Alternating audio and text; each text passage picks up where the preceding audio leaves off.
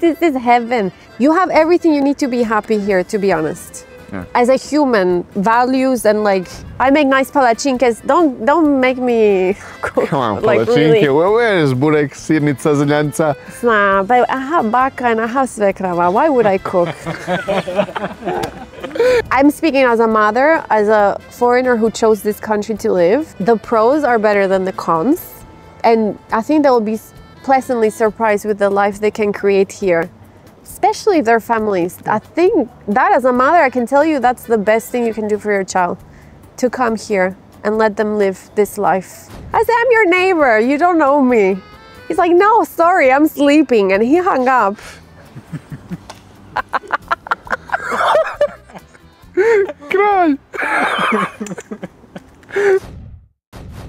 So I'm from Argentina. I was born in a city called Santa Fe, heart of the country. And my parents, we moved to Buenos Aires, to the capital of the country, when I was very small with my sisters. After a few years, around 2000, Argentina had a big crisis, economic crisis, and we moved to the States. Mm-hmm. And we spent there about 5 years and came back to Cordoba, where I say I'm from. That's actually my grandfather's hometown. Mm-hmm. And that's where we stayed. That's where my family is. That's where I say I'm from, because it's the place that I guess welcomed me back into my country. And there I moved to Cordoba City. I went to Cordoba City when I was 18 years old after high school. So I finished high school and went to the city to study tourism. And I think that when I went to the States and I got on the plane for the first time and I realized there's a world out there, I decided that I wanted to be flight attendant. I think I was like 14. I said, this is what I'm gonna do, flight attendant.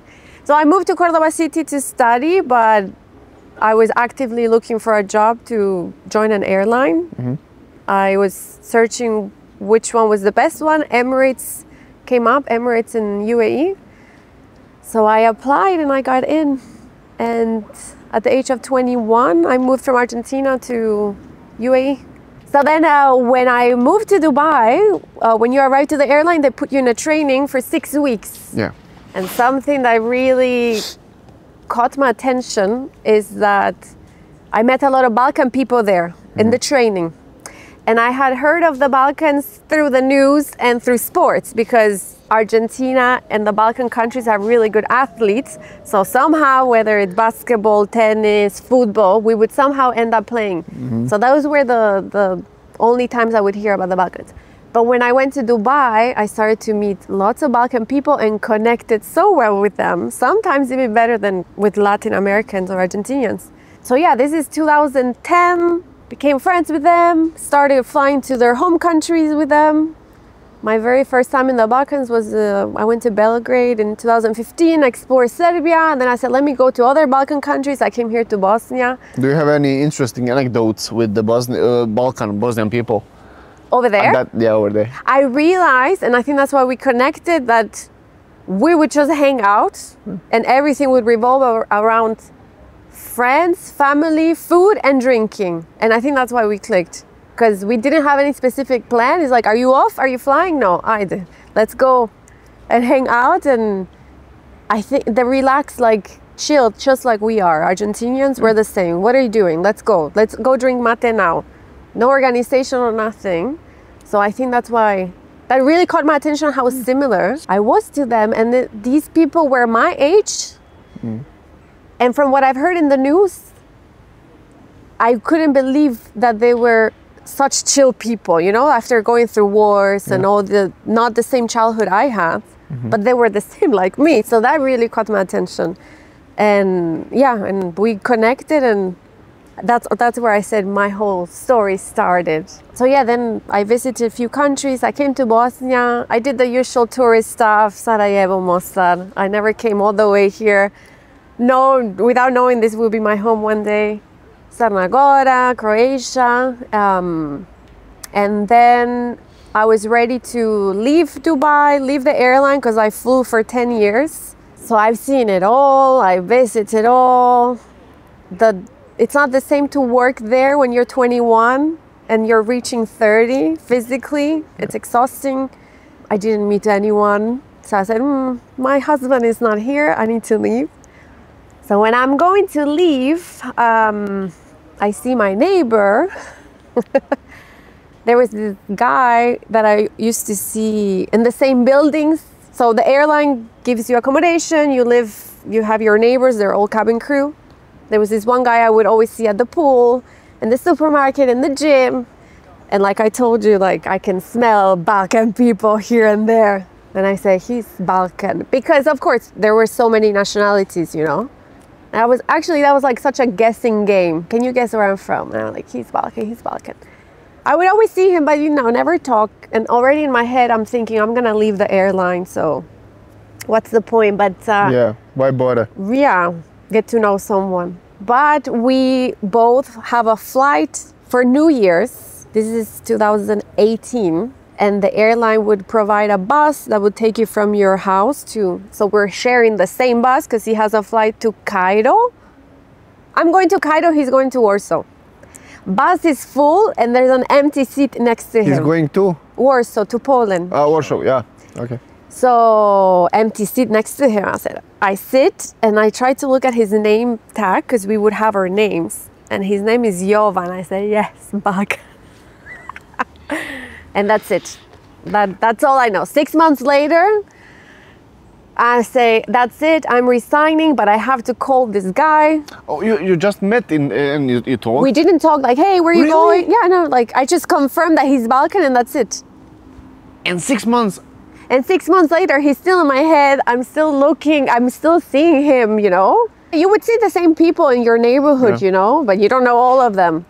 But him, you know, I wanted to know who he was. So 6 months later, I decide I'm leaving Dubai, but I need to speak to these guys, like go on a date, something.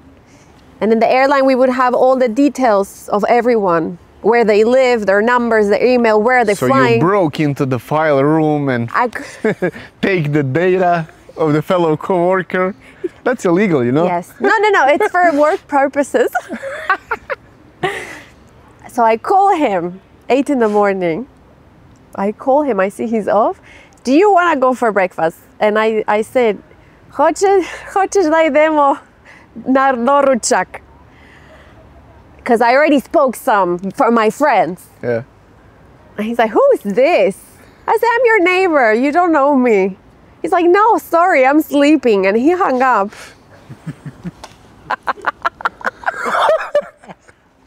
Cry. Oh my God, so terrible. So he hung up and later he came back from a flight. He woke up, he added me on WhatsApp, he saw my profile picture. It was my feet with a sign that said wine. So it wasn't even, and he said, hey, did you call me? Because when he said, no, sorry, I'm sleeping, so I said, laku noć. He said, did you call me and did you speak to me in my language? I said, yeah, don't worry, it's fine. He said, sorry, I thought you were at the bank or someone, his friends playing a joke on him. I said, no, I'm your neighbor. I don't know if you know, I'm the girl from the gym and from the pool. And he couldn't believe it. So I said, like, I'm so embarrassed. But then we couldn't match to meet. And I'm so embarrassed. We couldn't match to meet because we were flying, blah, blah, blah. So I have a flight. And he said, I'll come say hi to you. Like, let's introduce before you go on the flight. And he comes with a bag of smoky. And he's all proud, like, have a good flight. This is something from my country. I said, I know, man. Give me that smoky. Like, because I knew everything, you know.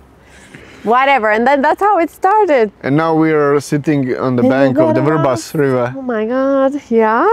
That's 6 years later, 8 years, 7 years, yeah. Okay. Top 5 wow things that happened to you in my life in the cabin crew. As the cabin crew. As the cabin crew. Yeah. I did it a lot of times.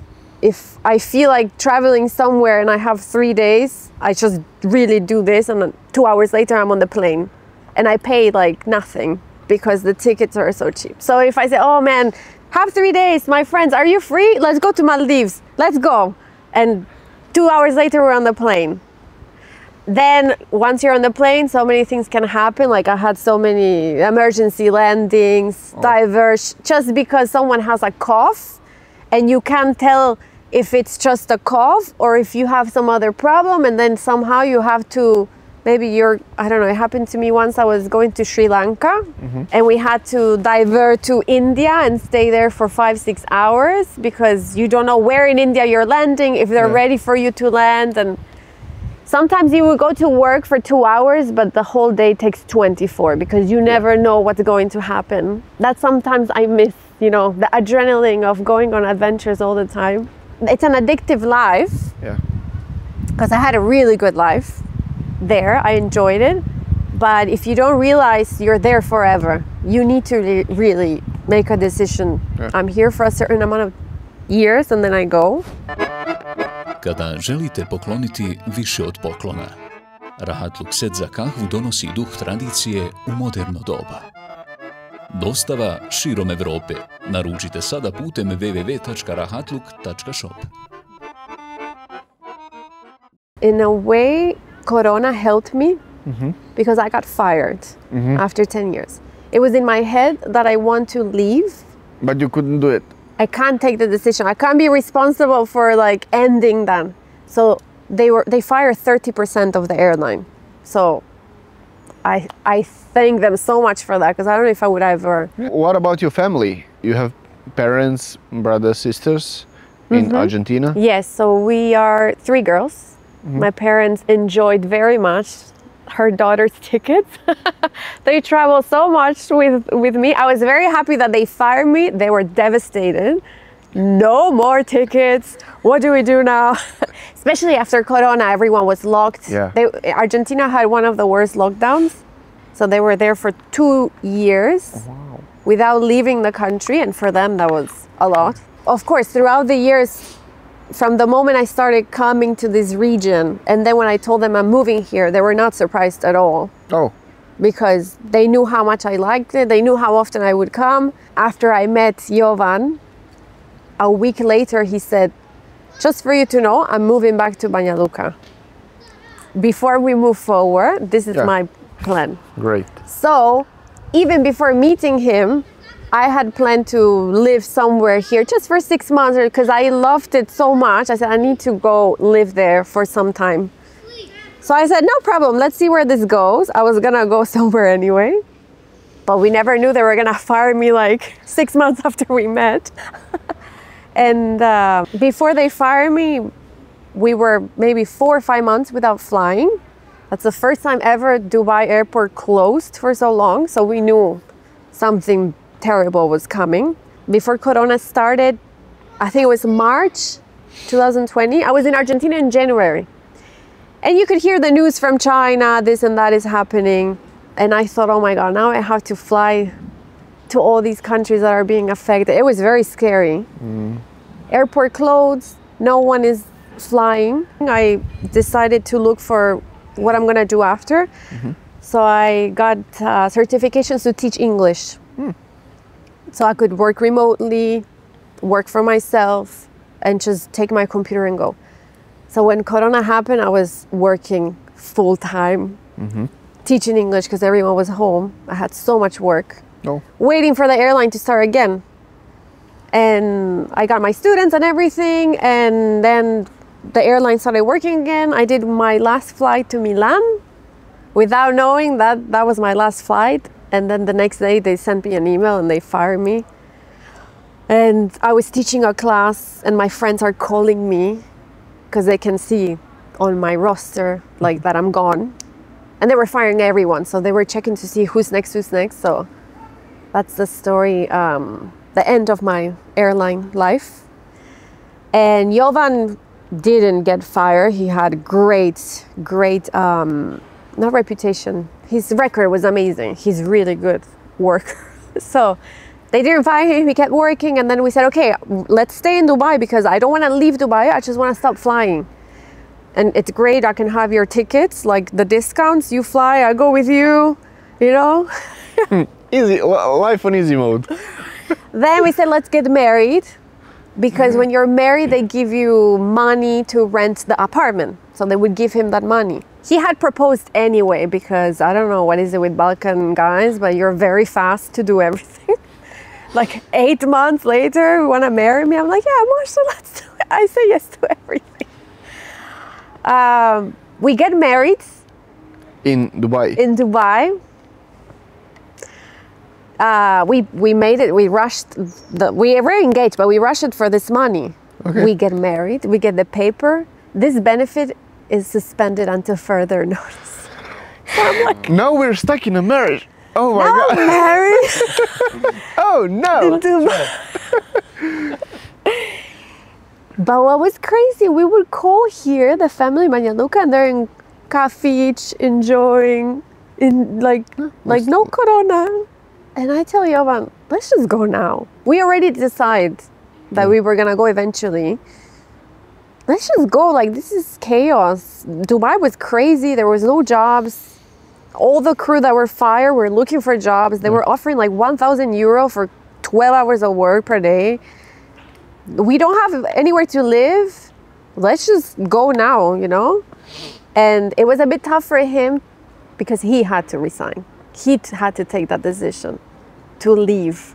And he loved the job also. But I said, I think it's time. Like there's a shifting turn now. We have to go. And he did it for the wife. Like he had an option. Okay. No, if we stay there, we will be struggling, you know? Yeah. Really. And there was no point. It was a smart move, actually. The whole world suffers so much that period. And to see here that, yeah, they did suffer, but I don't know, I feel like here you can't tell people close the cafe, there's corona, you know? Like everyone kept enjoying their life. And I think 5 years later, we can see what that whole thing was. Yeah. So, yeah, we came for a month. To Banjaluku. To Banjaluku to kind of bring some luggage. So my life of 10 years I put in 2 suitcases. Let's see what's the situation here. I had never been to Banjaluku, that was my first time. So we flew to Sarajevo and we drove here. My father-in-law picked us up. I had met them already, they flew to Dubai. So I did pass the parents' snaha. Yes, the snaha test, yeah. We drove here, we explored. I think it was like his period to convince me, you know? This is Banjaluku, this is what it has to. I remember we went to everywhere. He showed me like best tour guide of Banjaluku. We went to check what are the papers that I need to do my visa, because after that I was going to Argentina. Mm-hmm. So we spent here a whole month. It was great. I met all the 500 family members that I have. Were there any wow and shocking situations in that month? I guess yes. Yes. I'm all ears. Can I only choose one, yeah? Bear in mind that I'm used to this Balkan hospitality from my friends. I'm used to all of it. One thing is to be the visitor, the friend. Another thing is to not be part of the family. Yeah. So when they welcome us, like our welcome party, they know that I love Karađorđeva schnitzel. They know it. They got me like 5. Yet. Okay. Everyone is shivali with me, you know? So I'm used to shivali with my friends. And Jovan's like, take it easy. Yeah. I said, why? He's like, you don't have to say yes to everything. I'm like, no. I thought I was supposed, I'm used to drinking raika with my friends, not a snaha, you know?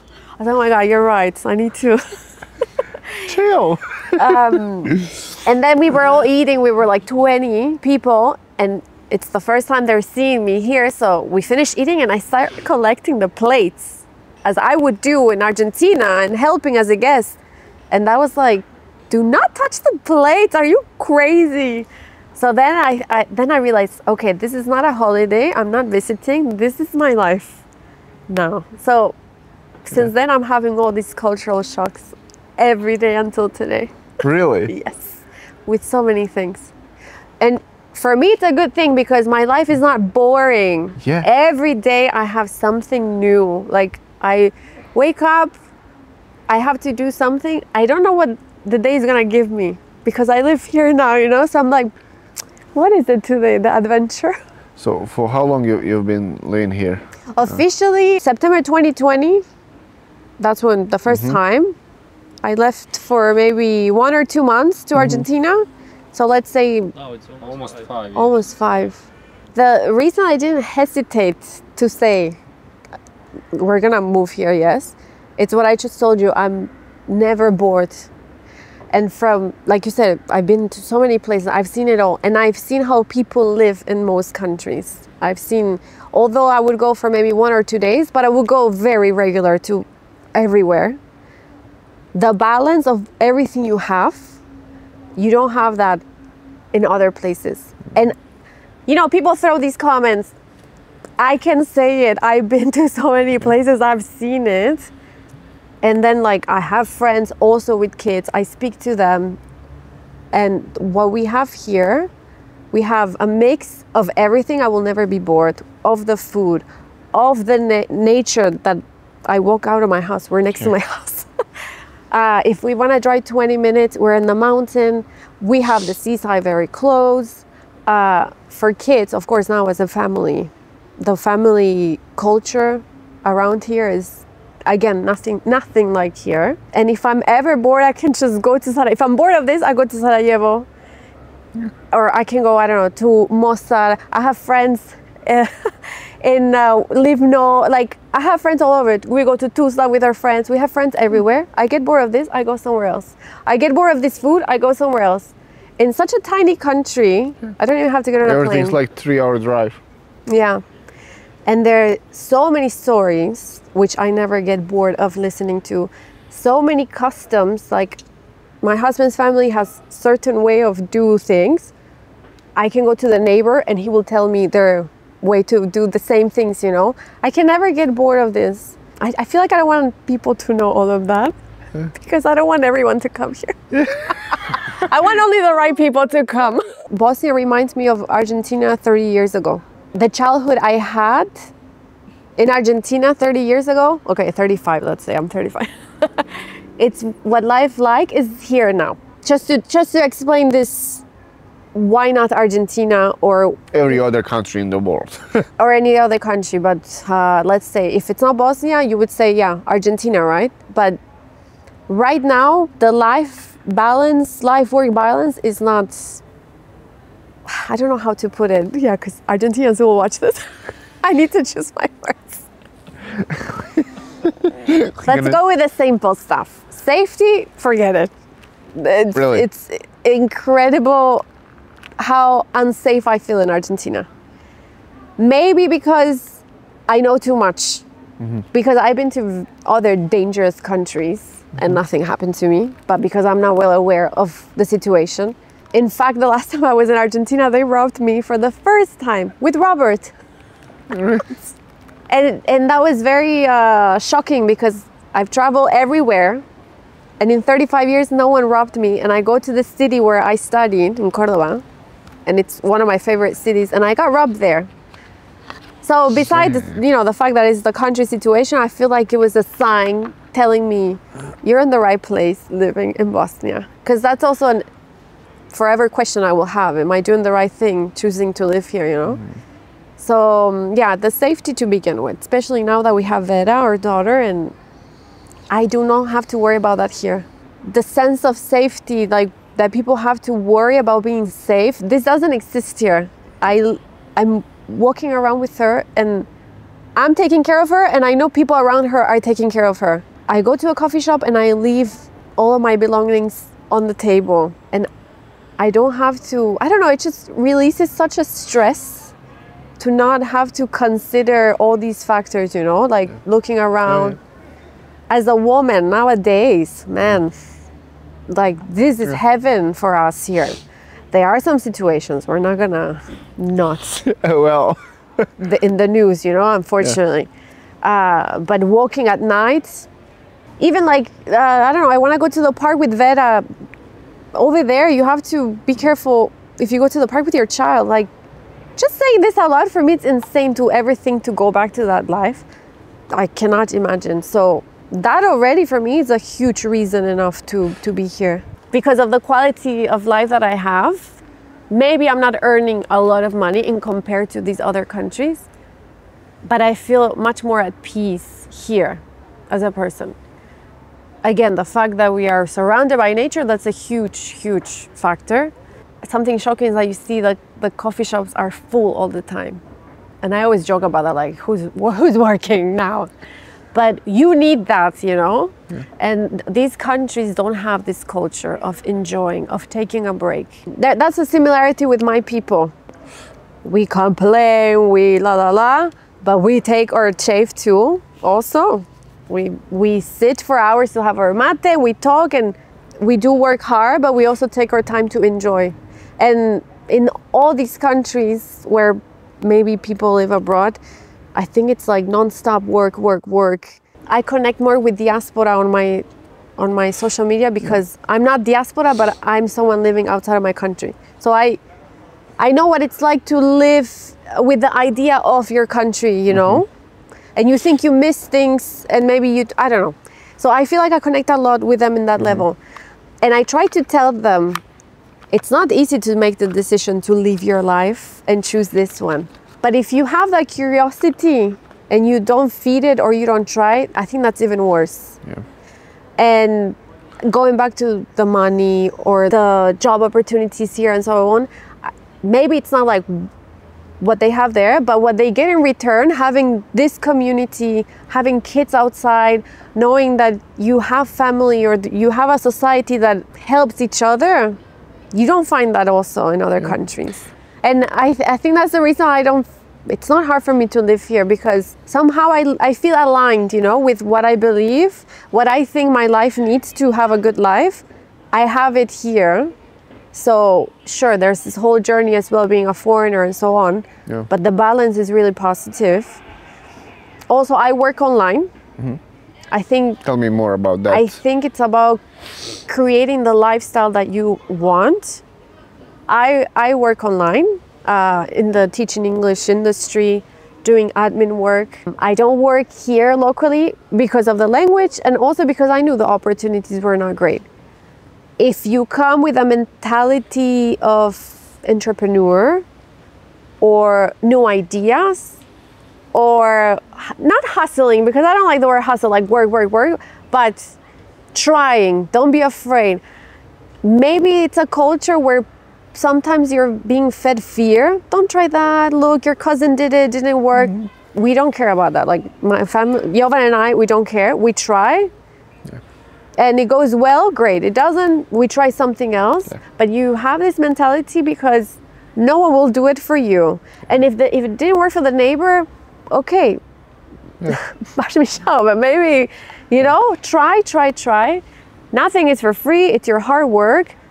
And also having that mentality of, don't give up because society tells you not to. So I work online, the money is good to live here. I work for a company in England, freelancer, so it's part-time. Big difference, or maybe a factor, is that we took all of our savings that we made in the airline and we bought our apartment. So our home is like paid for and we don't have to pay rent, right? Yeah. So that's a big, I think usually that's a big expense. But I think also we don't have what's the word? A fancy life, in the sense that we don't care what we're wearing. I don't care who sees me in what restaurant. Our car is normal. We put money in traveling and in learning things. That's what feeds, that's our wealth, you know? So I think it's individual also what you want to spend your money on. It's always the eternal question here. What's gonna happen here? How's it gonna be? I think there's a bright future. I think this generation is key for the future of this country. People here have suffered. I can't even imagine how much they suffered. They continue to suffer because of the history, but I really wish, and I can see that they want to move forward, especially this generation. My daughter was born here. I chose for her to be born. She couldn't be born in Argentina. I chose for her to be born here and to be raised here, because I do think there's a great future for what's coming and for the people. And it's a life decision that, again, I take every day, but because I believe in my life here and I believe in this country as our home, I'm choosing to live here, you know, and I want her to stay here. I want her to continue to grow here, to get her education here. So of course I'm gonna do everything that's in my power to contribute, but something very important is that it's all of us, you know? Yeah. We can hear stories from parents and grandparents and all the suffering they had, and it's not to demean or like, no, we have to listen to them, but move forward, learn from it and move forward, and together move forward. Because I don't imagine like all these kids, they're having such a nice childhood and then they turn 18, 21 and they're gonna go. And the cycle repeats. Yeah. You leave, you suffer abroad in a different country, making money, you come back, like it continues. So, but I want to be mindful that we all have to work on this, and we didn't have social media or work in social media. I want to contribute to that, you know? Yeah. And to put more ideas, more opinions, more stories, because they're not out there. Like we were talking, all you hear online or in news, they're trying to base this decision on seeing someone else's move. I get those questions as well, like I'm a foreigner living here, how? And I'm showing how much I like it, you know? And also I showed not the good things. But if they know that we're waiting for them, you know? When I moved here in 2020, I researched where to meet friends, what to do, nothing. That's also why we started. But if they know that we are here waiting for them for the same thing, to move the same direction, like that's why the more we can share, the better. What does Jovan do today? Literally now he's sleeping probably. So for work you mean, yeah? Or in general? Yes, it's yeah? working. So we were both working together on our project on Balkancinos. And now, so it was a whole transition to move from the plane to have a normal life, right? So I think now after 5 years, we're finally how I call mortals, because we're having a routine. He works in a call center, NCR, I think it's called. And he works for US clients in English, Monday through Friday. Since we came back, trying to adjust to life here, we would have our base, but we would travel a lot because we're on the computer, so we can go travel. But now because Vera is 3, she needs her vertige. We need to go back to being normal people. So yeah, he works Monday through Friday in a call center. The weekends, now we're going to the cell after this. The weekends are to go somewhere to do something new. He left the airline, he had to resign. You know, he didn't want to, but for the life change. For him, I think the readjustment may have been a bit harder. Because at least I'm a foreigner, and for me everything is a new adventure. But him being from here and readjusting to society again, to the rules, yeah, the social interaction, I don't know, we would have to do a lot of papers, you know? How do you speak to the people in Pristina? And it's not, for me and for him, we both came from Dubai, which is the land of perfection. Everything works really well, you know? And then we go back to doing paperwork like everyone, go in the queue. So for him, the adjustment was, but the good thing is that you always have someone to call who has done it, and they will explain to you. Yeah. So you're not alone in that, because although it was a bit of a challenge, we would always get things done. And maybe for him it was a bit tougher because he has to translate and explain everything to me. I think for Jovan, something cultural shock is that I answer back to my parents. Oh. I fight with my parents. If they're bothering me, I said, like, stop it, you're so annoying. And I don't know if you can do that here. I think he was shocked at our interaction, you know, we say bad words to it, but that's how we are, like, I don't know. Escúchame, perdóname. That's very polite, though. We're just like, no, Manu, you know, we shout. And he's like, you don't talk to your mom like that. I'm like, I don't know how to speak other than that. Yeah. So Jovan saw the world just like you, but he decided to go back to Banjaluku. He said that to you before even you started. Yeah. So what's the reason? Even on his holidays, he never traveled. He was there for 6 years, less than me. He never went anywhere. He would have holidays, he comes here. But all my Balkan friends are like that. They wouldn't go anywhere. They just go back home. Because what's better than this? Now I live here, I'm like, you're right.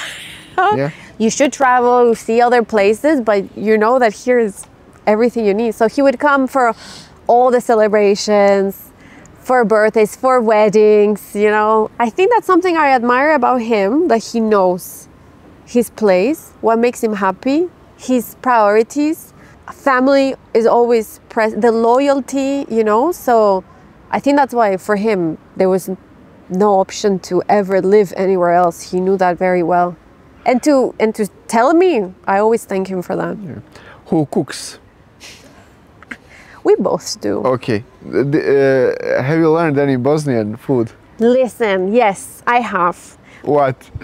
You know, gra, and I make nice palačinke. Don't make me cook. Come on, like palačinke. really. Where is burek, sirnica, zeljanca? Nah, but I have baka and I have svekrava. Why would I cook?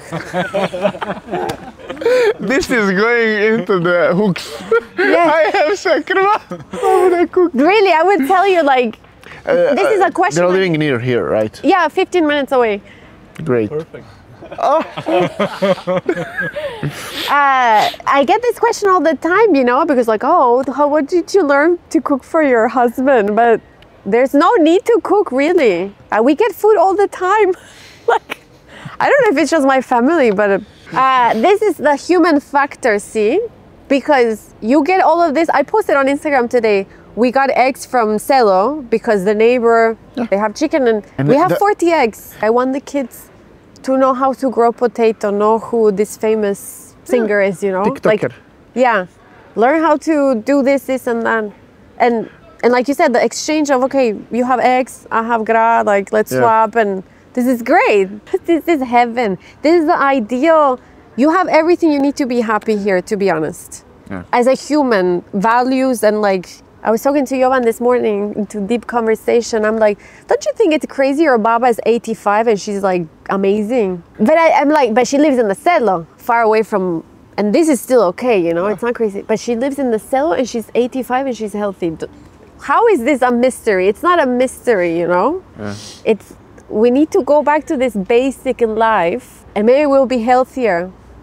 And we have access to that here. In 2020, when I moved here, I was looking, is there someone else like me married to someone from here that can, and I met on Facebook, and a lot of that happened because of the pandemic. We were not the only couple that had to decide where to go. Yeah. So there is a lot more people here from Mexico, Uruguay. I met other Latin Americans. There's Asian, like India, Indonesia, South Africa. There is a community, which means that we're gonna get some international influence, you know. Yeah. And this is from locals who lived abroad and married someone outside of their culture, country. So then they come. I think that also opens a bit more opportunities. Yeah. The demand as well, because widens the view. Yes, and like I think it's cool. Vera will speak Spanish to her neighbor, and maybe the neighbor will learn Spanish. You know, I think the message is moving anywhere is very personal. I know there's a lot of maybe information saying come, move there, life is great, but it's very personal. But like I said, if it's in you, this curiosity, you have to feed it. And come because it's a nice, I'm speaking as a mother, as a foreigner who chose this country to live. The pros are better than the cons. We're all in this together. There's support, there's community, there's more of you. And all you have to do is also reach out, because I think maybe they think they're alone in this, but no, we're all in it. So just reach out, ask, and I think they'll be pleasantly surprised with the life they can create here, especially if they're families. Yeah. Especially if they're families. I think that as a mother, I can tell you that's the best thing you can do for your child, to come here and let them live this life that probably they had as a child. So yeah, that's the reason why we have Balkancinos. It's to share the real life we have here as a family, because sometimes news from Bosnia are very limited. So I think that's very good to share it from first person, our experience. For me as a foreigner, for my husband as a local, now as a family, the everyday life, what I encounter, good and bad things that are happening to me. And through there, we build a community. We help people meet each other. to become friends, whether it's virtually or even here in Banjaluku or in Bosnia. So I think I would say it's like the space where people can connect and see our perspective, of course, you know. It's Instagram, TikTok, and on YouTube we do post more information videos. Like we have videos about schools here, about my delivery, because I was pregnant and I delivered my baby here. So we're sharing our experience. We learned that by sharing our experience, people learn things that they didn't know. Yeah. And then when they ask questions, if we know someone, refer them to someone, contact. Yeah. This is the thing, the networking, the community. We've all been through this beginning, start fresh. So why not tell you how it went for us and then help and give you the tools. If we can help, then great. Otkad nisam tu, sanja duša moju staru mahalu. Sanja